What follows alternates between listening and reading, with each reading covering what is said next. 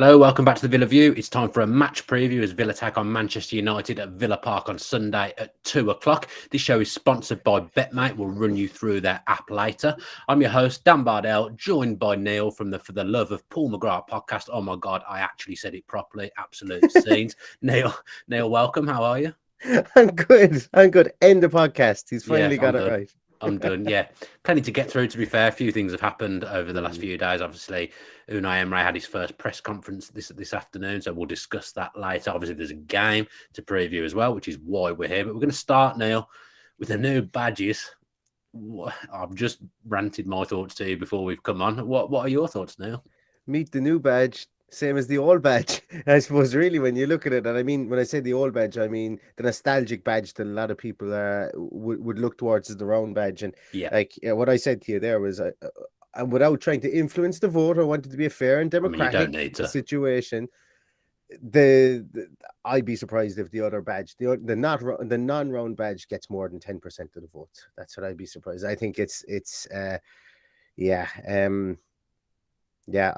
I think if you were to poll everybody beforehand, that's exactly the badge that they would accept. Now, I can completely understand it. I know that we were speaking beforehand, and maybe we would like a small bit more creativity going to the badge, maybe something a small bit new or whatever.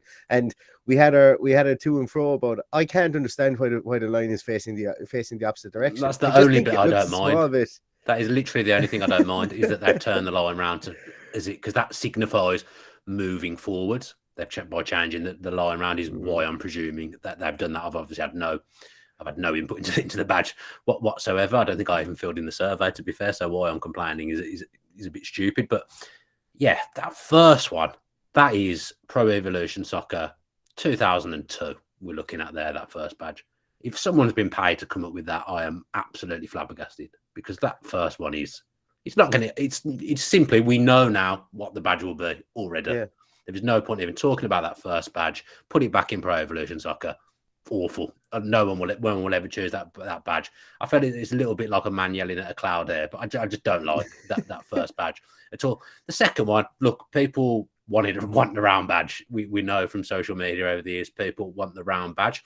Me personally, I wanted to see something a little bit more inventive in terms of, I think they should have just made more of the lion. I saw Rob Warner's tweet earlier on Twitter. He works in design of football shirts and stuff like that. I agree with his opinion that they should have made more just a lion with the words Aston Villa either above or below. That's modern to me. That's moving forwards. Personally, that would have been what I would have liked. But loads of people like the round badge. So, every Villa fan deserves a vote. If Villa fans want the round badge and they're happy with that, that's fine. But I find them both pretty uninspiring. I think it's going to look sexy on a shirt. I do. I think it's going to look really nice on a shirt. Now, once again, the clarets that they use in there, and we don't want to get into hex. I feel like it's a bit washed out. Do you not think that? The line almost gets washed out because it's going to be on a claret shirt. It might look really good on the white shirt. That is true. I just think I like the round badge. I would have, like, full disclosure, I'm an absolute martyr for the round badge. I think it should always be a round badge. I really like it. But I think it's the color schemes and turning the line around, I think, would be a different piece. I don't know why I'm so fixated on the line. I know your explanation for it. It looks drunk to me, but it's the opposite way around, and that's coming from an Irishman. But maybe the line being yellow or something like that. I like the yellow line. But look, I'm not going to give up. Look, having a badge, we're going to buy the stuff anyway. And secondly, it's not going to give us an extra 9 points at the end of the season. So, but it is a succinct talking point, and it is something that we should talk about because it's the branding, it's the identity of the club. And I think that it would be the non-Villa fans will look at it and go, that's actually a cool enough badge. Because I'd be interested to see what neutrals think of it. Actually, yeah, I would actually be interested by their opinion in some ways more so than the Villa fans because I don't know why, but that's just how I feel about it.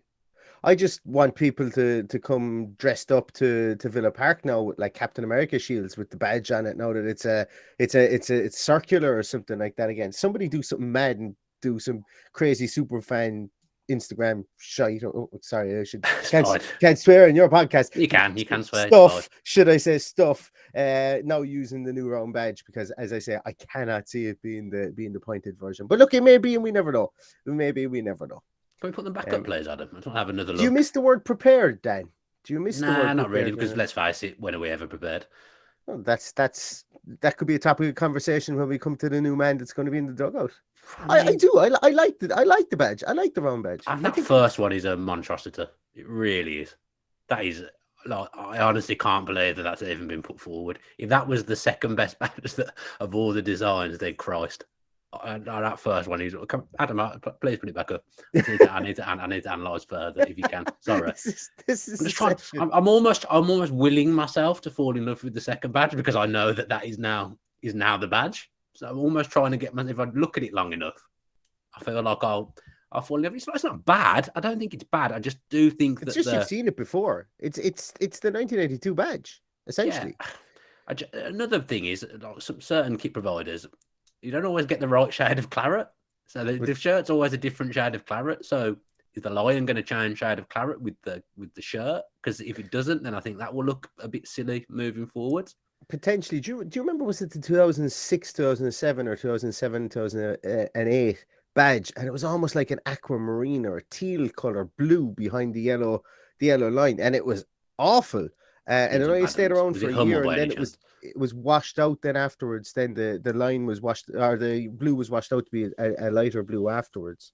But no, I think with the advancements of modern mechanisms and technology, you know, that you should be able to get a hex palette to match when you're matching colors. But look, as I say, it's that's a question for Rob Warner for sure. That's a question for Rob Warner. I mean, I have absolutely no doubt that a fan will design a badge this evening or post a badge that they've designed this evening, and it'll be better than the two that we've got there. And yeah. I bet you there's a badge doing the rounds that's better than those two badges. They just will be. It's like sometimes when kits come out and fans have designed kits, there's usually a better one knocking around than what we come out with, isn't there? I reckon it will be the same with the badge. Yeah, Rory Dorgan. I'm looking at it there. West Midlands badge Village. Really say West Midlands Village. Absolutely, that first badge, I couldn't have come up with anything half decent on paint. No. I don't think it'd have been much worse. Once again, I think as well the execution of how the badge is going to be put onto material will be a big thing, because if you've got that lovely embossed badge like we do now, the rubberized badge, I think the circular badge will look really smart like that. And we're in training gear at the moment. This doesn't have the embossed version on the training gear, and why would you? I suppose really from a cost saving point of view. But it'll be interesting to see how it looks like that when it's maybe if it's just a piece of vinyl that's stuck on to the kit. But no, it's going to be interesting. I think it'll still look very smart. The next question, Dan, is: do you keep it at the left hand side? Do you put it in the center? Do you go full 1982 on it, or what way do you go with it? Either's fine. I don't care where it's placed. I will say as well, that round badge, will probably look nice on like a white away shirt. Yes. My worry with it is that it may not look nice on a claret and blue home shirt. That's my main concern with it. Like I say, I think the line kind of gets lost in there. That's my personal opinion. Yeah. There'll be people that will absolutely love it, and that's absolutely fine as well. Everyone's entitled to their opinion. Let's move away from the badge now. Let's talk about the press conference, Unai Emery's introductory press conference that took place at Villa Park today. What did you make of it? Oh, look, we've chatted about this in WhatsApp all day as well, and you know, I think it is what it is. We needed to see the press conference happen. The club needed to make needed to do something. I think the club are very much in the mode of, let's not make a massive spectacle out of this. We want results on the field. We want our results to do the talking. And I'm very much in that boat now, because I'm kind of like, you know, I don't want to hear about how you did the outlines of your painting. I just want to see it framed at the end of the day, you know, and I want to see wins on the field. And look, there's lots going around, or there was stuff going around as well that Unai Emery was not big on doing a massive press conference, and maybe this was some sort of a compromise. But look, they got to use the big table again, and they got their press conference out there. But I think most people are more interested with this shortened week of having a man in there about, look, will we have a real introduction on Sunday against Manchester United? There was nothing new. Some of the questions were good. Some of the questions were silly. It was kind of very much how I expect press conferences to go now. First question. You know my feelings on the first question already. But yeah. The Peaky Blinders question has been asked to death as well, you know. Like, he was asked the Peaky Blinders question to death as well. And look, that's fine. Journalists, ask whatever questions you like. You know, but it's got to be a better question asked than Peaky Blinders. Jesus, come on. There just has to be. And I wasn't. And then Christian Pers had a little sly dig at the Brummie accent as well. I'm not sure if you don't have a Brummie accent. I'm not sure you can have a dig at the accent like that, in my opinion. But the mic kind of cut out, so I don't know whether that was deliberate or not. But he did have a little go at the Brummie accent, which I suppose is ironic as well, because people like the whole Unai Emery kind of parody thing about the way he says certain phrases as well. You know, yeah, I disagree. I disagree with that. Taking the mick out of him for that.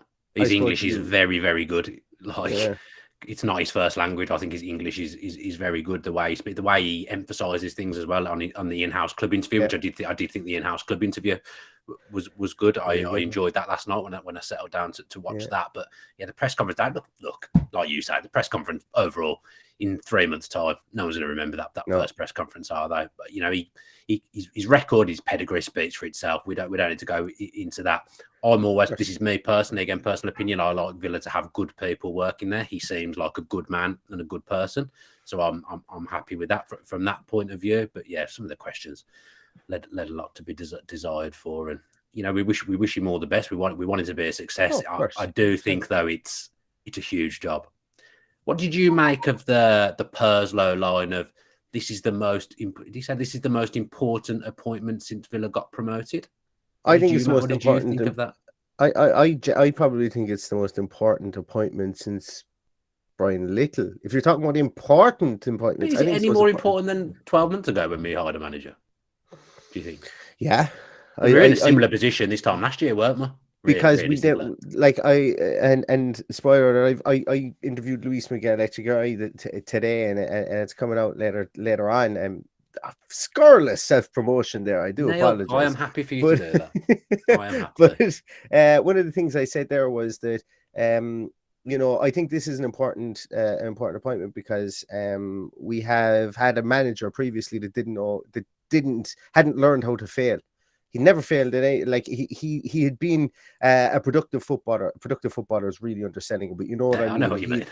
He had gone to Rangers and he had got the adulation at Rangers, and then unfortunately he came to us and he learned how to fail at Aston Villa. Unai Emery has gone to Spartak Moscow. He learned how to fail there. He's gone to Arsenal, where he didn't actually fail, but the narrative was that he failed because he came after the guy who was literally and will still go down as probably the most productive manager they've ever had in Arsene Wenger. And you know, I think that learning curve for him coming in here is very important. And why I think that it is that yes, it is important. The last appointment was important as well.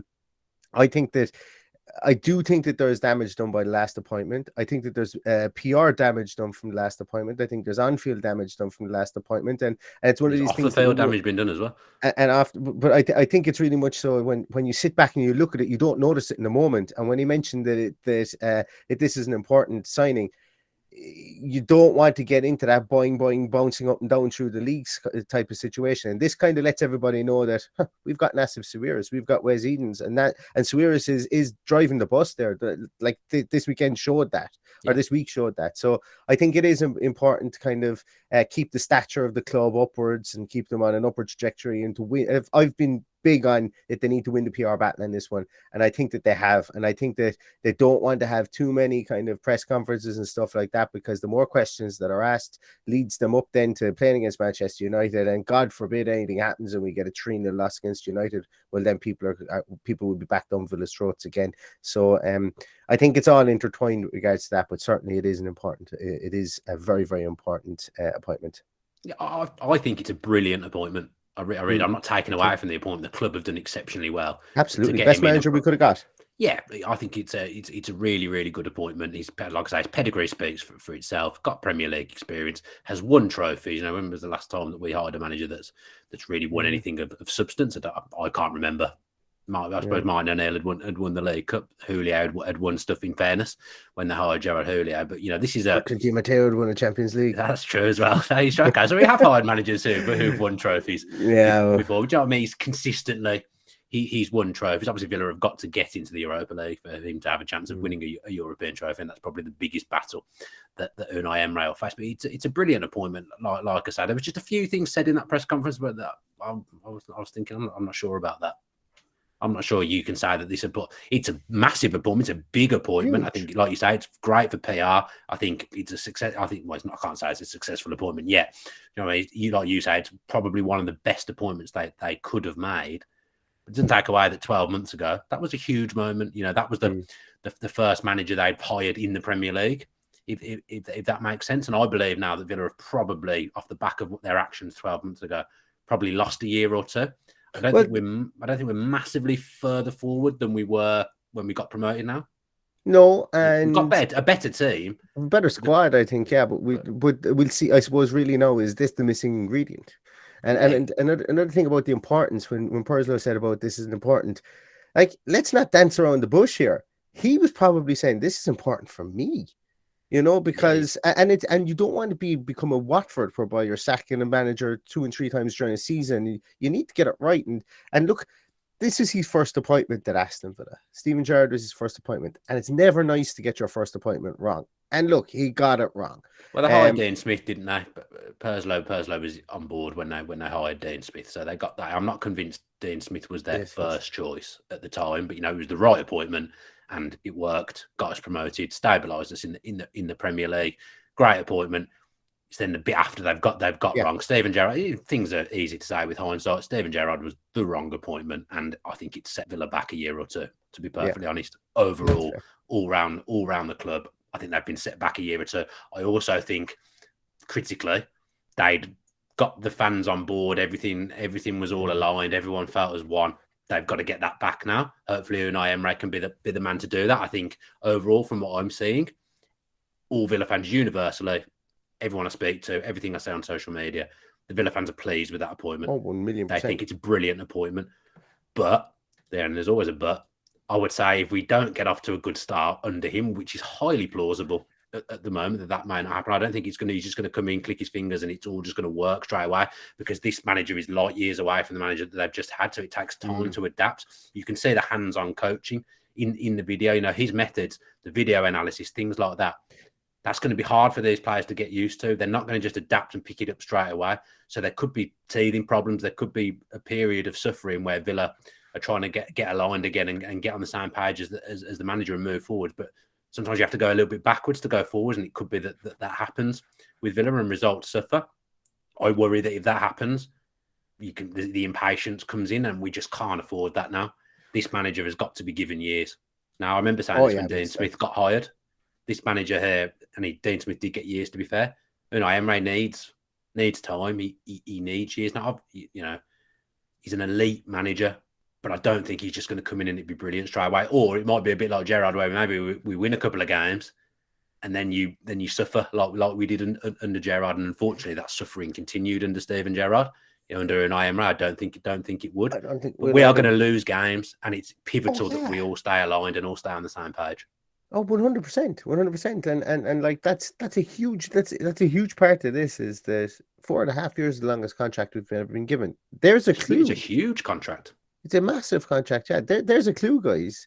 This essentially the half of a year in the 4.5 year contract is essentially throwaway to get things on board. And as much and people aren't going to like us saying that. And it may not be like that's the thought process, that if you need half a year, and obviously he's coming in halfway through the season, so don't get on to me about maths.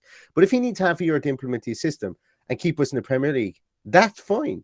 They've course corrected. They have probably realigned their goals of what the reality of the situation is here. Yes, he stood up and he said, "I want to win trophies at Aston Villa," and you know all the parody accounts will start pissing themselves over that. And that's not any manager says that, don't they, when they come in anyway. Says that, but the sooner we kind of get away from the whole, "Oh my God, I really care what Paddy Power says." And by the way, Paddy Power, if you still want to sponsor any of us, I'm only joking. But you know, all that kind of stuff. All that kind of stuff is look, that's part of the industry or whatever, and you got to sweep that under the table. But yeah, look, he's here for the long haul. We can't get into what was the statistic there that we've had? Was it 10 managers since Martin O'Neill? Was that the statistic? 10 managers since Martin O'Neill or something mad like that? How many managers have been in since I've had a season ticket yesterday, since 1993, and I've got either 12 or 13, I want to say. Yeah. And that could be probably right. You know, we've very rarely got it right. Very, very rarely.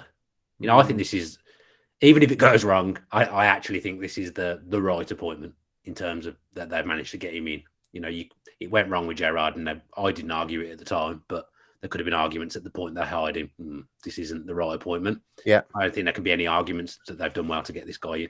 I just don't think anyone can argue it at all. But I do think these next 3 games before the World Cup, including the League Cup tie in that, I don't have massive high hopes. Yeah, I'd love a bounce. I'll do anything for a bounce, but I don't have massive high hopes. I think the players. I believe the players are going to Dubai during the World Cup break. Those that aren't going to the World Cup.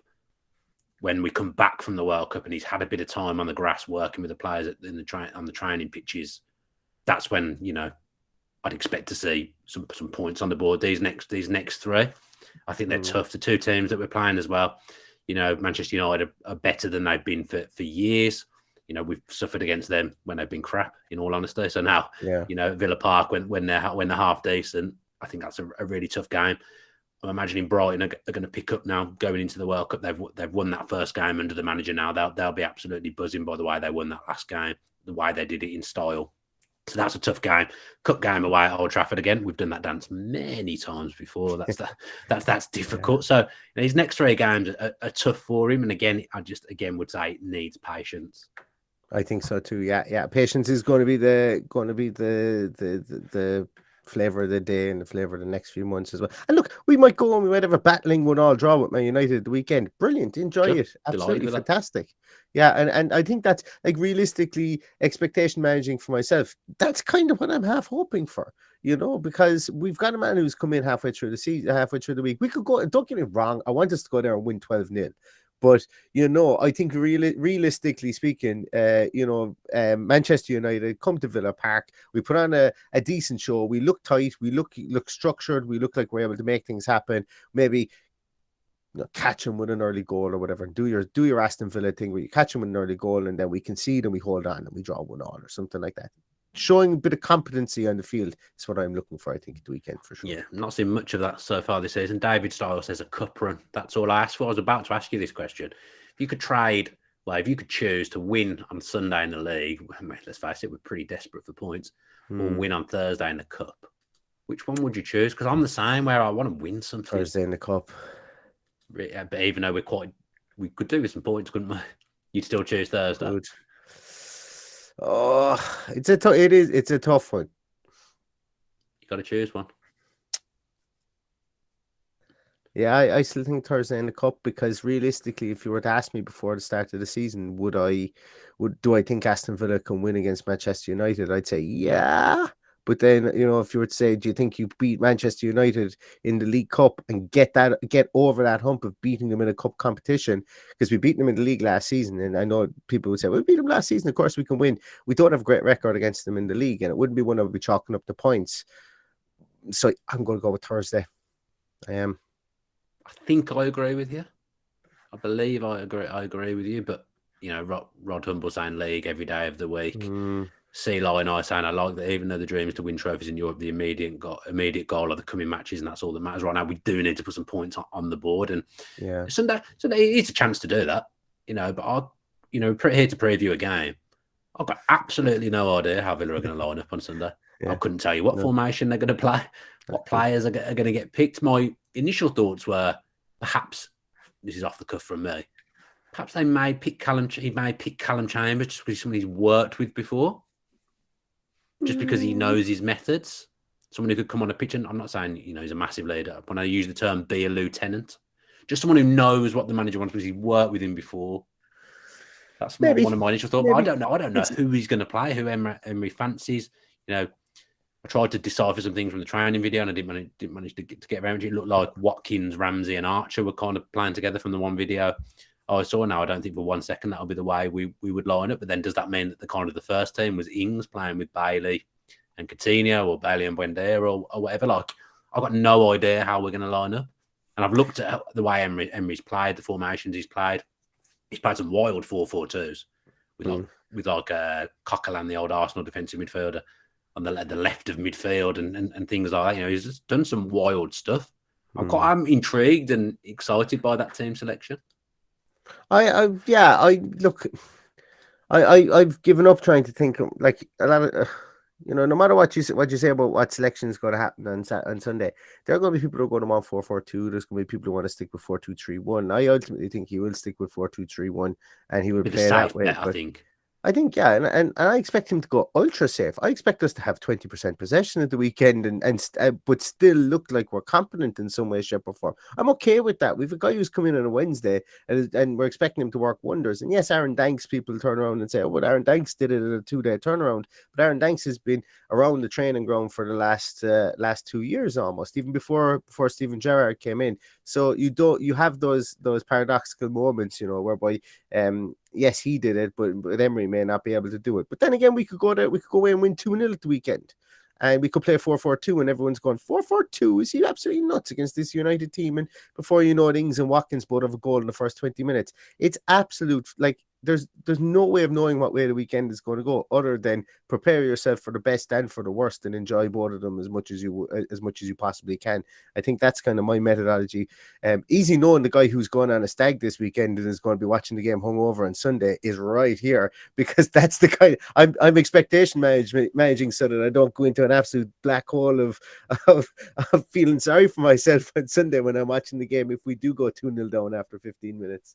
I mean, we went 2-0 down last season at Villa Park, in fairness, and came back. It was a good team performance. Absolutely. That actually played well that day. Unlucky not to win. We made a couple of mistakes as well to concede goals. Martinez made one, and then Sanson made one as well, didn't he, for the second one? So could have won that game last season against Manchester United. They won in Europe on Thursday, but they've given themselves a little bit of work to do to actually get through to the next phase of the Europa League. They've got to play one of the teams that have been eliminated from the Champions League in third place in their groups. They've got some tough teams that they could face, actually, to go on into the next round. But there's no doubt, I've watched a lot of them, they're a lot more astute under Erik ten Hag than they have been probably since Alex Ferguson left. Oh yeah, absolutely. We did a podcast with a Man United fan, and actually I'm going on his channel in the next 20 minutes as well. And yes, we did spend probably too much time talking about Man United, but I was interested in getting to know what the structure of their club was at the moment, specifically from a United fan. And like that, Ten Hag is coming in here and he's just putting out small fire after small fire after small fire since he came in there. And then Ronaldo comes in and he starts putting petrol on other fires and stuff like that, so they're not in exactly the most holistic and homogenous place at the moment as a club from the top down. They're on year 5 trying to get a sporting director, and they still haven't been able to get baffling. it. Absolutely baffling. And I asked that question, and it seems like it's Van der Sar and no one, and Van der Sar is like pulling the carrot away from them the whole time, so look, let them worry about their own idiosyncrasies and what's going on there, but they still do have some really good players in that team, albeit the Fernandez is going to be out. I would imagine Ericsson is going to be played a small bit further forward. Yeah, Fred and McTominay will come in, won't they? I think so, alongside too. Yeah. Casemiro. Or Casemiro. Yeah, Casemiro and the two boys will be in there as well. But look, I don't know what way they're going to play. Rashford seems to be playing himself back into form just in time to get on the plane. Very good last week. Very good. Really good. And he likes to turn up against Aston Villa, and when he does, he can be a thorn in our side. So hopefully we have something dialed up to kind of break down that middle of midfield, stop people running directly at us and push people wide, and then hope we can defend crosses to the degree that we could do maybe in 2020 and early 2021. Yeah, I mean, assuming he plays, but Tyrone Mings is going to be absolutely vital on a Sunday, because Manchester United, they put in a lot of crosses. And then usually with players like Ericsson, I've got to say Dalot has been absolutely fantastic as well over the last month or so. Luke Shaw's come back into form as well. So they've got players that are capable of putting in good delivery. Ronaldo has scored more goals if he plays against Aston Villa than he has against anyone else in England. It's always a pleasing stat. There's always that kind of stat knocking around for players. I think, from what we discussed before, really random review says, I think tactics could catch United out, but they're almost back to full strength. Kind of right. Like we as Villa fans don't know what to expect. Then Manchester United are going to find it tough to prepare. Oh, 100%. Newcastle probably could have guessed last week that Villa were going to play the same team as they did against Brentford. This week, Manchester United, they've got very little data to go off of what they can do. They can look at how Emery sets teams up, and he's had success with Villarreal against Manchester United. But I think he lost twice in his last season against Manchester United when he was Arsenal manager. So, they'll know his kind of type of football, but it's very difficult to prepare when you haven't really got a clue what the manager's going to do, because there's nothing to go back and have a look at as Unai Emery as Aston Villa manager. So that could help us in some ways, because we could probably guess how they're going to set up. Oh yeah, we can guess how they've set up, and they're trying to stumble upon a formation as well. And the more that they start to see, do you really think they're stumbling? Oh, I think they're there. That's kind of what I meant, as opposed to that they're stumbling. They have stumbled upon a formation, and they're going to be reluctant to tweak it too much and change it to see if it is actually the formation. So I think we can go like I'm agreeing with you. I think we can go on the last 3 games and have a fair idea as to how they're going to play. But we can't really go on Villarreal's formation and setup and stuff like that, because we just don't have the exact same players as them. We don't have that engine room. When I say that engine room, we don't have the same types of players in the engine room in midfield to be able to play the exact same way. Now, he might go out and prove us all wrong at the weekend. 100% okay with that. After the Ashley Young debacles I've had, I'm absolutely fine with changing my mind. There's no problem there. But it's like, it's one of the reasons why I found this is one of the most difficult match previews to do, because we've literally nothing to go on, nothing. No. And that's exciting in a way as well. It's exciting because no one expected the Brentford game to come out anywhere, and before you know it, we're 14 minutes in and things are exciting. That was a good preview today, because we knew the team got leaks, didn't it? So we knew what the team was before we previewed that game. This game no leaks. We haven't got a clue, have we? What's going on?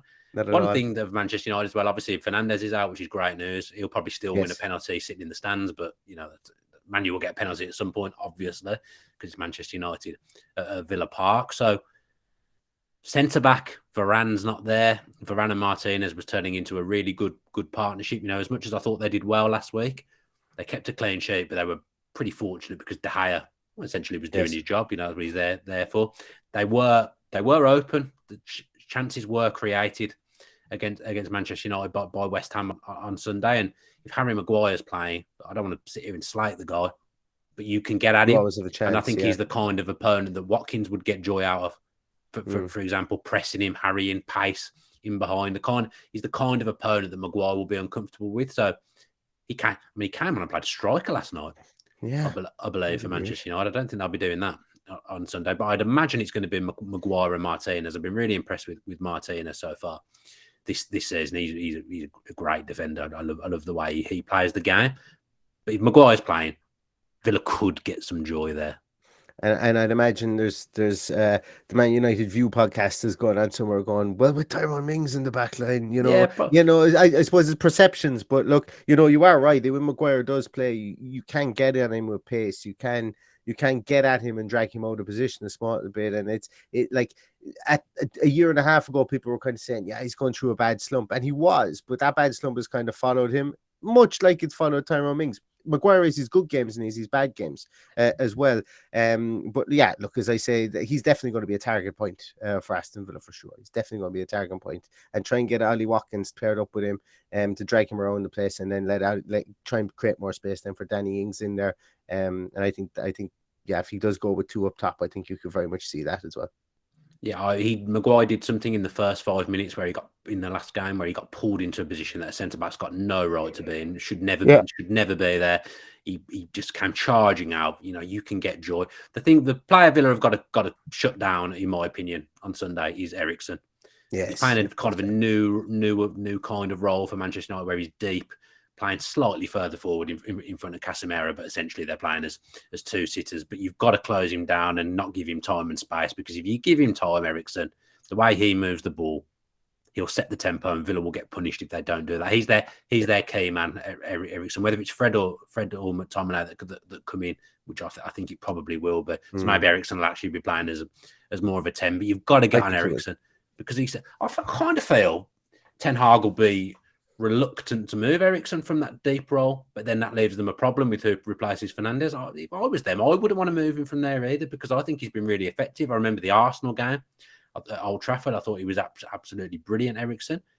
You probably don't want to move him away from a position that he's doing well. So we're all assuming he's going to play as a number 10. Maybe not. But then I can't think who would play as that 10.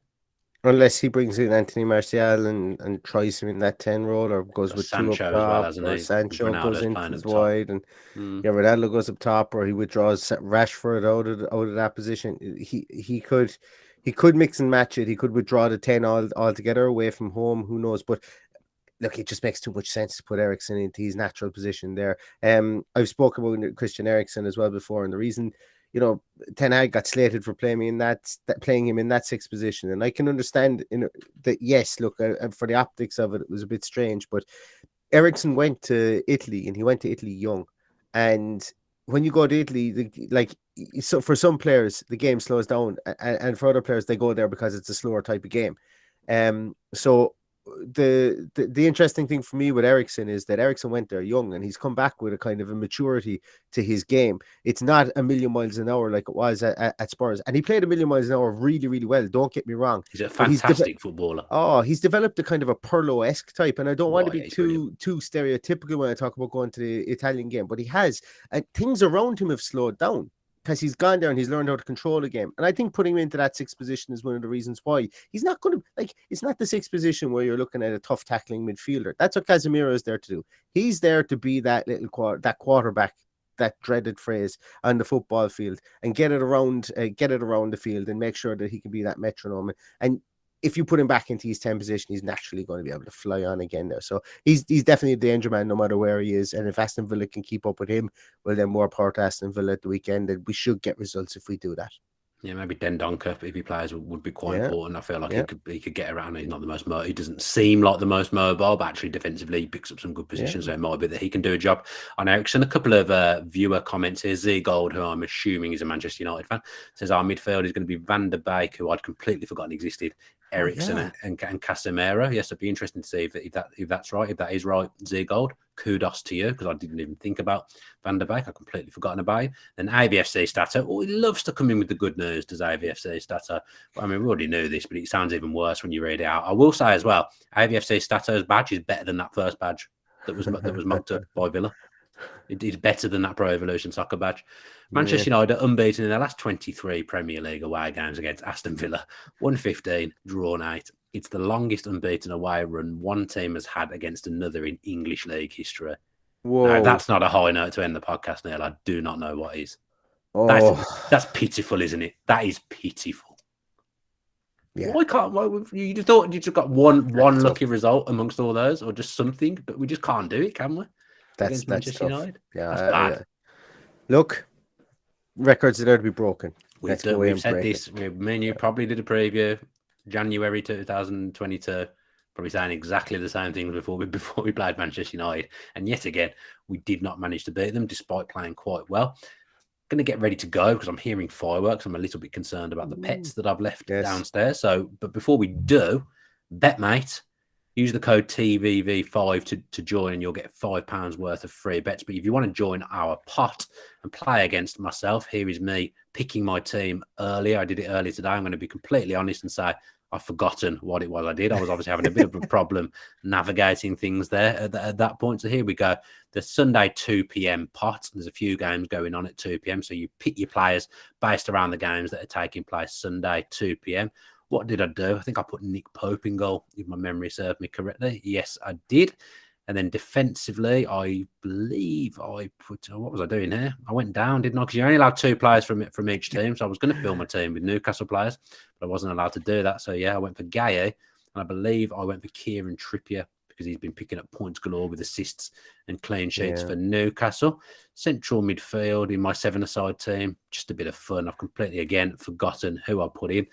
Oh, there we go. Yeah, I have to put a Villa player in, don't I? I just have to. So I put in Douglas Luiz. I think I may be putting... oh, that was a mistake I made. Tried to put in Bruno Fernandes. Then I remembered he was suspended. So I went for Christian Eriksen instead, who we've just talked about very heavily on this preview. Up top, what did I do? I think I might put Ronaldo in. I did. I put Ronaldo in because his record against Villa is absolutely phenomenal. And then joining him, like I do most weeks, cursing him, I've put in Ollie Watkins. Then I believe I made Kieran Trippier potentially my captain. I don't know what I was doing here because I'd already... oh, no, I've got to do subs, haven't you? The bench that never gets used. What did I do on the bench? I went West Ham heavy on the bench, didn't I? Fabianski and Creswell, because I knew I hadn't picked any of their players, so I knew I could have 2 of them. And then, yeah, I don't know what I did. Ariba. What was I thinking there? Too much coffee, Dad. Yeah, what was going on earlier today when I was Zaha, one of my favourite players in the Premier League. That was my team. I saved it, and then I remembered I needed to change my captain because I didn't want Douglas Luiz as captain. And I believe I gave the armband to Kieran Trippier because I believe he'll probably get an assist, and they've obviously got a high chance of keeping a clean sheet as well. So can you beat Dan is the words that are on the screen. Yes, you probably can. It's just a bit of fun.